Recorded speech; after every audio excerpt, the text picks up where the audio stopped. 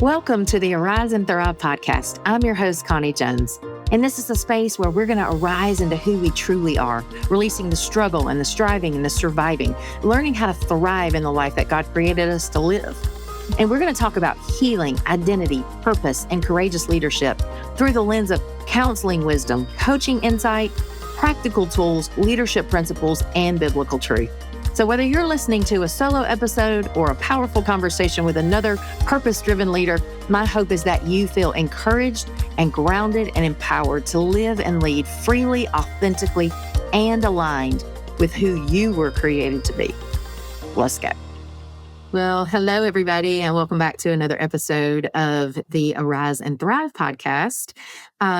Got Lauren back with us today, who is a licensed marriage and family therapist here at Arise. And welcome, Lauren, back to the podcast. Thanks for having me. Absolutely. Well, we're glad to have you back.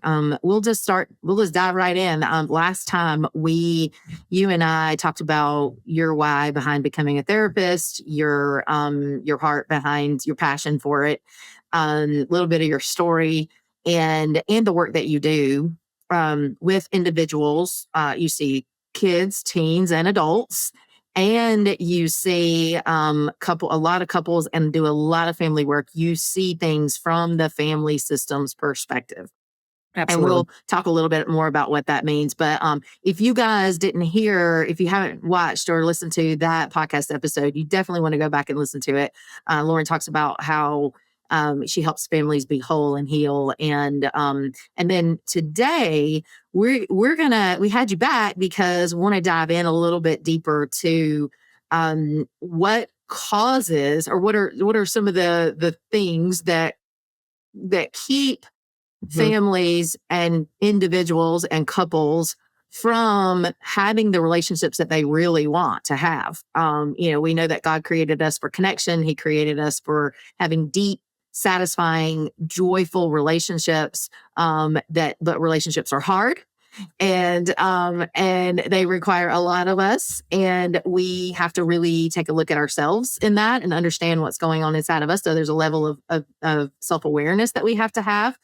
But in every relationship, we have communication and conflict resolution challenges. Oh, yeah. And so that's what we're going to talk about today is how do you do conflict well? And how do you help people learn how to have healthy, effective communication and conflict resolution, especially, because we don't need to think that arguing is bad or Right. that having conflict is bad. Exactly. Having conflict is actually an opportunity to create deeper connection and understanding. So talk a little bit about that. Yeah. So that's exactly how I try to frame it in a session with couples and families. Every relationship has conflict, whether it's a relationship with a friend, your partner, a family member. I don't think there's anyone on this planet who can say that they've had a relationship without having some sort of conflict, disagreement, argument, whatever the case may be. It's a part of life, right? It's a part of being in a relationship with someone, whatever that relationship may be, even if it is platonic.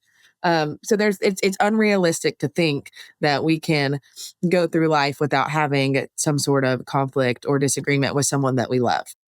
Yeah. So framing it in a way of letting the client know that, like, hey, this is okay. It's a part of life. It's a part of being in a relationship, marriage, in a family. And so understanding that it doesn't make you a bad person. It doesn't make you a bad partner. It doesn't make you guys a bad family member. It's just about learning how to have a healthy conflict or a healthy confrontation. Confrontation doesn't have to be scary or taboo, or it doesn't have to be emotionally charged or heated. You can learn how to have a healthy conflict or a healthy confrontation. I hadn't even thought about, I don't know that I've thought about this in a while, but why is confrontation and conflict resolution so scary to so many people? Why is it scary, and why do we not have good experiences in it? Yeah, that's a great question. So, first and foremost, I think because the person who might be wanting to have the confrontation, you have to be vulnerable. You have to share what's happening internally for you. And then another one is probably fear, right? Fear that Hmm. the other person might invalidate, might withdraw, might engage, um, emotionally charged. So lots of different outcomes that's out of your control. You don't know how the other person is going to react to you trying to confront what's in your heart, what's in your head, right? What's on the inside. So there's two pieces of having to open yourself up and then Yeah. also trusting that that other person is not going to react in a maladaptive way. Yeah. And what if we have had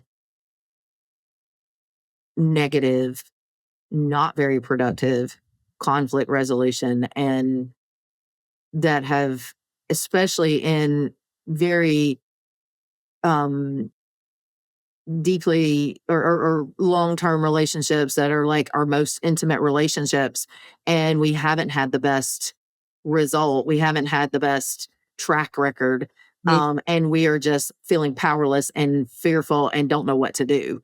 Like, speak to that for just a second. Yeah, so I would say that that's so common. That's what Yeah. I see 95% of the time whenever I work with couples and families is exactly what you described.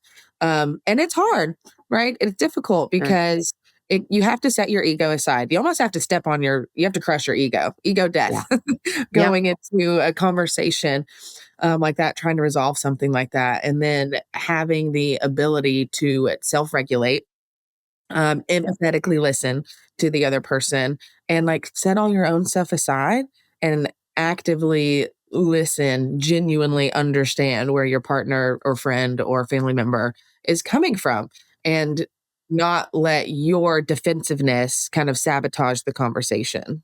Yeah. That's where we start. There you go. And that, talk to me about that. Like, where do you start with people? And you mentioned the word, you mentioned self regulate. What does that mean to people who may not know? And why is that so important? It's huge. It's so important because when you're able to self regulate, you will have the ability to have the capacity to listen to someone without your emotions kind of overriding the conversation. So when I say self regulate, that's just a term that you are able to understand what type of emotional reaction or emotional response you are having before it takes over your frontal lobe, Yes. basically. So you are able to have an internal dialogue with yourself of, okay, I can feel my face getting hot. I can feel my hands getting clammy. My chest feels heavy. Okay, that's my body telling me that there's some chemical reactions happening inside of me Yeah. that are driving my emotions, whether that's anger, is a really common one, right, in conflict, Yeah. of sadness, avoidance. So having the ability to understand, okay, this is kind of my emotional pattern. How can I regulate myself enough to kind of put that on pause for a minute? Not saying, suppress it or don't have it, but just having the awareness of, okay, I need to process through what I'm feeling now before I have a response or before I try and listen to what the other person is saying. Yeah. And so people, what I see is oftentimes that's not being able to self regulate is sabotaging, Hmm. is one of the things that's sabotaging. They're not even aware and they're being very reactive. And they don't feel like they can manage their emotions or manage the anxiety or the anger. And so that's where oftentimes the conversation just goes, or the conflict resolution goes all wrong. And then we have these negative experiences and the loop just continues. Exactly. Yeah. So Yeah. that's the first step. So I like to map out the conflict pattern. So we'll even put it up on the whiteboard, or I may even print it out on a piece of paper and we'll go through and fill out, okay, who does what when, what kind of emotions are attached to that, when, how, why, how big or how small are they? Are you voicing those emotions to your partner, or are you suppressing them, or are they getting out of control? So we really spend, I mean, a few sessions kind of Yeah. mapping out what the conflict looks like first. Yeah. And that's huge, right? Because then you have an awareness and understanding of yourself, but also the other person. Yeah. Yeah, absolutely. And then talk just for a second, you mentioned partner, and so I know you do this with married couples, but mention how like talk a little bit about how you do it with, say, a parent and a child, or a whole family when you've got them in a session. Yeah. So we'll, The break up mapping the in. patterns and the Mhm. regulating. We'll break up into dyads and do the same thing that I would do with a couple of mapping the pattern. Now, this is also dependent on um, developmental stage, right? So if I'm working with a younger teenager that might not be emotionally or cognitively as developed as, say, an adult, then the mapping is going to look a bit different. The intervention would look a bit different because some of that responsibility of being able to emotionally regulate maybe first would kind of fall with the parent. And that's only because they're at a different level than Hmm. say a 12 or 13-year-old. Right. Yeah. And it's an intervention in itself because then the parent is modeling for the child, this is how you self regulate. And that is one of the number one ways how a child can learn how to self regulate, or a teenager, is watching their parent do it Ooh, first. yeah. That's so important. Yeah. But when the parent maybe doesn't do it well, what's that child learning? So that's really important in family work, also, Yeah, so I'm it looks sure. a little different depending on the dynamic of the relationship. But Yeah. yeah, like you said, a child might be mirroring their parent, and that can Yeah. be a hard conversation to have. And so I'm also very aware um, and sensitive to the fact that we're not pathologizing in session. We're not saying you're a bad parent. We're just gathering information. We're just Yeah. trying to understand what's happening. And then once we have all the information and we understand it, okay, then we can work with it. It's not anything that has to be bad. Right. Exactly. Because we bring into relationships our story, our experiences, our past, you know, experiences with conflict and communication, and we bring in assumptions, and oftentimes we assume the worst, and we have been in patterns for so long that we kind of force those patterns without even realizing that we're kind of creating that, and Mm. we don't know what to do differently to break Right. that pattern. So you see that a lot. Oh yeah. Yeah. Yeah, intergenerational patterns. That's a big one. That's a big one. But Yeah. the amazing thing that I love about this work is people have the power to change those intergenerational patterns. Mm, It doesn't have to be that way, and that is the most powerful, beautiful thing that I see in session working with people, individuals, couples, families, when something clicks where they understand I have the power to do something different than what I was taught, or the learned behaviors that I picked up in childhood that I wasn't even aware that I was doing or that was a learned yeah. behavior. When those things start to shift and Yeah. transition, I mean, gosh, it's incredible. Right. Yeah. It's total breakthrough. Yeah, Absolutely. exactly. So let's go back. You said the first thing you start with is self regulation, and then mapping out the patterns. Mhm. Then what do you do? So this is where the harder work comes in because Yeah. people have to start to shift, whether that's a mindset shift, self regulating in the heat of the moment. We'll do role playing or emotionally focused enactments. In Mm. session was just a fancy word for role playing. Yeah. And so we practice. We do a lot of practice in session. Sometimes I might even ask you to replay an argument or a conversation, or bring up something that I know and that the client knows is going to get them heated essentially in session. So that way I can work with what happens in the moment. I might even pause you in the middle and say, okay, let's try to do something different. Let's go back and talk about the pattern and what other options you have in the moment, and then we'll try it again and we'll try it again. And so we practice in session, and then I'm going to ask you, okay, take everything that we practiced in here and now go apply it in the real world. Go Yeah. apply it at home, go apply it at work, go apply it, in your family. And then let me take mental note or actual tangible note of how you did, and bring it back, Yeah. and then we'll kind of work through and talk about and process what it was like to do it outside of the room. Oh, that's beautiful. So you do that with individuals, but you also then do that with couples and families that come in where you've got the other parts, the other partners or the other parts of the family system in with Mhm. you to actually teach them and walk through with them how to do it differently and be successful in it. So I guess you do both. Yeah.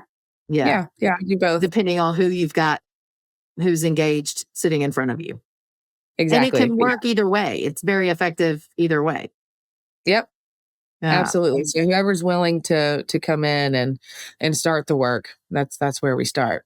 Yeah. Let's talk about for a minute, just because I hear this all the time. I don't feel safe with that person. I don't feel safe sharing. I don't, or or seeing married couples or families, parts of families that don't feel safe with each other. They don't feel safe in conflict. They don't feel safe in communication, not hard communication. So they just avoid it. They distract. And then things bubble up. They act out. Things, they get resentful. Like, how do we create? Well, first of all, why is it important to have emotional safety in our relationships? And then how do we create that?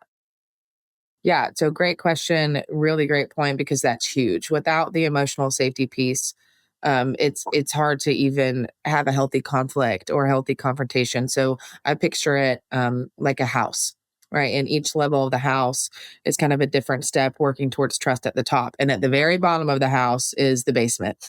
We're not even on floor one yet. The basement is safety. We have to establish emotional safety, physical safety, mental, psychological safety. All of those things have to be in place first. And so, with that, if someone says, I don't feel emotionally safe to share, I avoid, I'm like, okay, so avoidance is your safety behavior. That has what worked in the past to keep you safe. And then we talk through how is it functional for you? What is its purpose? How has it been serving you? Okay, that's great. So you've got your list of things that it has done for you that are good. But Yeah. on the other side of that coin, how is it holding you back? How is it holding Mm, your relationship back? What is it doing that's actually sabotaging? Right. And then so we work yeah. through having the ability to just try and be just a tiny bit vulnerable, right? And Yeah. then maybe the person that they don't feel emotionally safe with, that person has to then learn how to validate that person's hurts and their Right. heart wounds. And then we have a conversation in a few sessions about trust and heart connection and what can each person do to reestablish that trust, because that's what it boils down to is uh, you hurt me. I don't trust you. I don't feel Yeah. comfortable doing this because I've been burned in the past by you. Right. And so what can both partners do differently to rebuild that trust? Yeah. So important. Game changer. Hmm. What if you only have one partner to do that with? What if you only have one person to do that piece with, and their partner and the other partner doesn't know how to be safe yet, doesn't know how to respond in an emotionally safe way. They don't know how to validate. How do you help that one person if you don't have the whole? How do you help the one person be able to still express when there's not emotional safety? Yeah. Or So I would, can you? yeah, right. And so I would definitely encourage the other person to come in. Definitely encourage the other partner to join us in session. Now, if they're resistant or they're not ready for that, then I do a lot of boundary work with that individual person. What kind of boundaries are we putting up to protect you if it is unsafe? And a boundary isn't what I'm going to do against somebody else. A boundary is what I'm doing in response to someone else Yeah. to protect my heart. Protect me. Right. Yeah, yeah, Yeah, to keep me safe. I'm going to create some sense of safety, but healthy safety, not walls. right. We're going to It's different. maintain some connection and some um vulnerability, but so we're not going to shut them out completely and sever the relationship or put up walls so that we're armored up, but we're going to have some boundaries that it sounds like, as you're saying, I like the way that you said that are going to protect me, allow me to stay vulnerable somewhat, but also um, create some safety somewhere. Right. Yeah. A wall and a boundary are two different things. Yeah. Yeah. And walls feel safe. to Mhm. to some people who have, that's the only thing they've ever known, because they've never understood or learned healthy boundaries and healthy conflict and communication. Yeah, Correct. absolutely. Correct. Yeah. Yeah. So, all right, then what's next? After you've, self-regulated, mapped out the pattern, you dive into, all right, let's role play this. Let's talk through this. Let's see what boundaries need to be set up. Let's talk through new ways of communicating. Let's create emotional safety. What else Mhm. is there? So putting it into practice, right? And Yeah. also just understanding that it's not gonna be perfect all the time. You might not get it right the first 10 times, and that's okay. Just Yeah. having the recognition that you and your partner are both actively trying to establish a new pattern and trying to establish a new sense of safety is is enough in itself. Yeah. Right. And so it's the consistency, the accountability, being able to be mentally responsible and emotionally responsible for your own actions, and then bringing that to your partner along the way. Say you're at home and you're trying to change your pattern and it doesn't go 100% perfect and you are having some type of emotional response to that, bringing that forth to your partner of letting them know like, hey, this is how I'm feeling because I was hoping it was going to go one way and now it's not, and this is me being vulnerable, this is me opening up to you and letting you know that I'm feeling XYZ or whatever that may Yeah. be. And connecting on that emotional level, and that's what's going to build the emotional safety and the trust, because we're all humans, we all Mhm. experience emotions, we've all been angry, we've all Yep. been sad before, and so we Yep. can connect on that level actually pretty easily with another person because it's innate in human nature. We all have emotions. Absolutely. Yeah. And we want connection. Mhm. Nobody wants to, like, and no one enjoys severing relationships. No one enjoys not communicating. No one enjoys avoiding things. No one enjoys being in arguments and conflict resolution. Speak to that for just a minute and how you see people, why they stay in that, because, why we choose that um, over what we really deeply desire. I mean, I see couples like who end up in, horrendous affairs and splits and, addiction and distraction and just complete resentment and disconnection for years and years and years over the fact that they don't feel emotionally safe to share. Yeah, it's hard.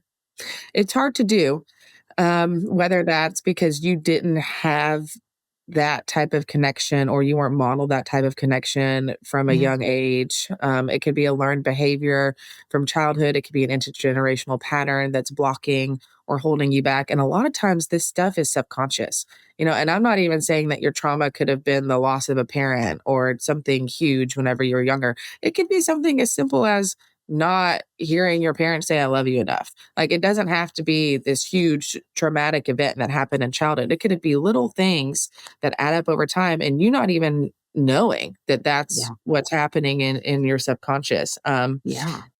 And so that's where we come in as therapists. We're trained and have the education and knowledge and understanding to be able to do psychotherapy and kind of pluck and pull some of these things out that might be holding you back. And that's not to say that your parents were bad parents, right?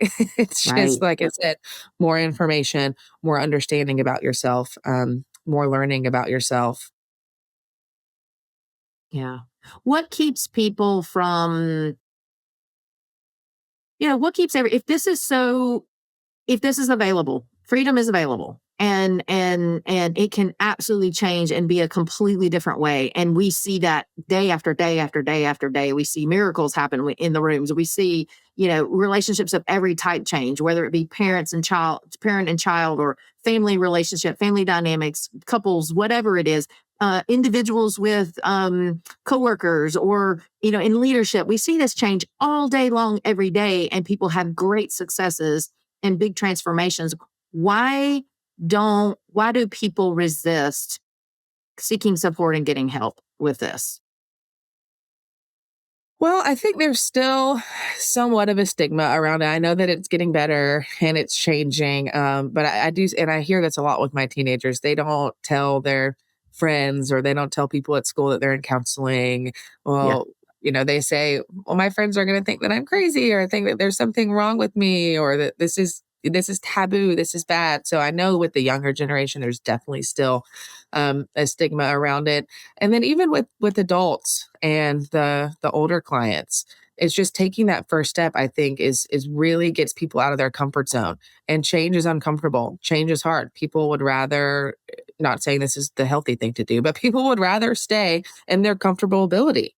And Mhm. making that phone call and coming into that first session, that takes a lot of courage and a lot of Yeah. bravery to be able to come in here and meet with the stranger and open up to them. Right? Yeah. It's a difficult first step to take, but once you take that first step and you come in and you meet me or you or, whoever, it gets a lot easier after that. Absolutely. Yeah. And we just kind of want people to think that we have it all figured out, and no Mhm. one does. Like, right? I mean, even Exactly. even therapists need therapists and coaches. And so it's like we don't no one has it figured out, and because you need support in one area and you need to learn new skills, then and need to shift dynamics when you're inside of the system and can't see out to really help yourself because you're in it. It Mhm. doesn't mean anything about you. It doesn't mean that your marriage is awful. It doesn't mean that you're less than. It doesn't mean that you should have figured it out. It doesn't mean any of that, but that's what we tell ourselves. Exactly, and I think the conversation is shifting, but there's still like you said, everyone wants to seem like they've got it figured out, and people don't talk. Like, the conversation about, "I don't have it figured out in my life or in my marriage," people don't really talk too openly about that out in Yeah. the real. Yeah, because of, I guess, judgment or just embarrassment or just like avoidance, straight avoidance. But we need to talk about that because whether we are being honest or not, everybody struggles with something. Every marriage struggles with some aspect of communication or connection. Every or conflict resolution. Every family struggles with it in some way. Everybody Mm, does. Individuals absolutely. have their struggles. We all do. Even after I know I do. I struggle with some of those things. Even with with in certain situations where Sure. there are triggers there, where there are past hurts or and things are just not perfect. Yes, you learn how to cope, you learn how to regulate, you learn how to be aware, you learn how to work through those things, but Doesn't mean they're it not gonna happen. exactly. And that's part of our healing journey. Those same types of, well, the other thing I see, and I'm sure you see this too, is that those same types of people and those same types of situations will keep showing up in our lives in other areas, no matter how much we try to avoid them until we're willing to deal with what's going on inside of us. Right. Isn't that funny how that works? Yeah. It's like, why will this not go away? Why can I not just be free of this? Well, you can be free Right. of it, but it's not going to happen outside of you. The change is going to have to happen inside of you, and then you'll have a completely different experience. And So that's true. true freedom. And just frankly, I mean, that is what we are so about here at Arise, is just helping people heal along their journey whatever is not healed completely, and learn new skills and new ways of coping, and so that they can experience true thriving rather than staying in the struggle, the striving, and the surviving that they've always that they didn't ask for but is not working for them. Right. So, well, I know we've got to close for today, and thank you so much for sharing. But like, what do Yeah. you, if there's anything that you want to say to, someone out there who's like, I just, this is too scary for me. I don't know about this. Or maybe I know that I need help, but just haven't done it. Like, what do you want to, how do you want to encourage them today? Conflict Or is anything normal. maybe that we didn't say that you just want people to know that's on your heart. Yeah, like I said, conflict is normal. Yeah. You're not a bad person, or you're not a broken person because you have conflict with people that you love. It is the norm. It is 100% the norm. If you don't have conflict, then I would think that there's something wrong. Yeah. I would be like, okay, we need to look at your life is perfect. Like, that's not realistic. So it's okay to admit and be accountable and take responsibility for the idea of, this relationship could be better. I could be better, because there's help out there, right? This is what we love to do. This is my passion. And so there's nothing wrong with admitting I have conflict and I want it to be better. Yeah, absolutely. So people who may want to have a initial conversation with you about, hey, I know this is me. I know I might need help. I might need some support. How do they get in touch with you? How do they see if you're a good fit for them? Yeah, so you can go to arisecounselingandcoaching.com. All of my information is under there, under the professionals tab. You can email me. My phone number is also on the website. Feel free to text or call. I'm open to email, phone, text, and call, all three.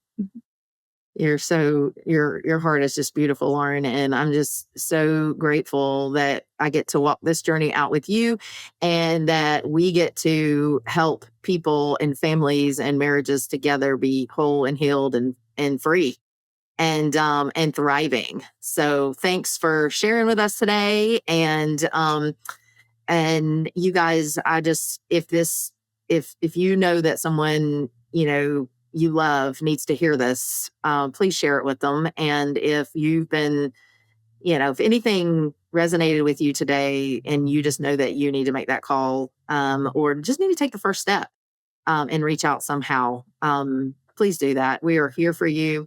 Again, staying in the struggle and staying in the same old patterns and the stuck is not the way that you were made. That's not all that's there for you. And we'd love to walk out the freedom with you so that you can truly thrive in your relationships.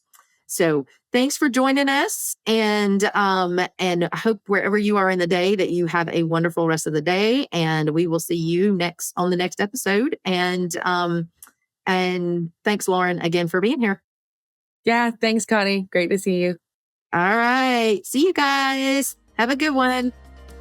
Thank you for spending time with me on the Arise and Thrive podcast.